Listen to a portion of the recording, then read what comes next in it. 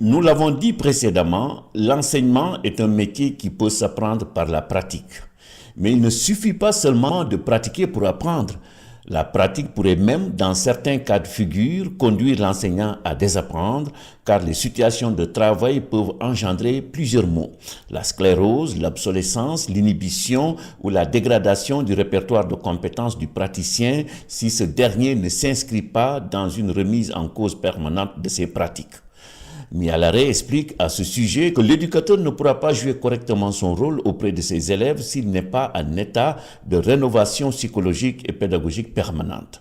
Concrètement, cela signifie que le maître doit être dans une dynamique de renouvellement de ses méthodes d'enseignement pour les adapter à la variabilité des situations professionnelles.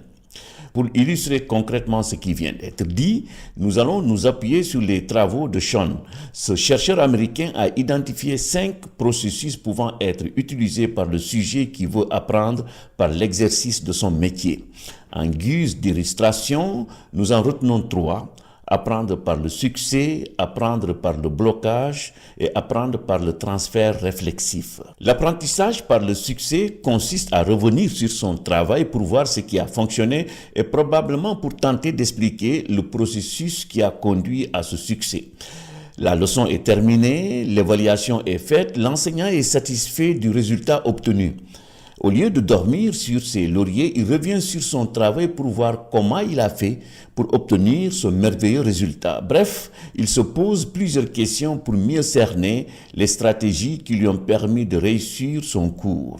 Cette réflexion peut aussi amener le praticien à se fixer d'autres objectifs à un niveau supérieur. Le blocage comme source d'apprentissage. Il permet à l'enseignant de réfléchir sur sa pratique pour trouver les raisons de l'échec de la leçon.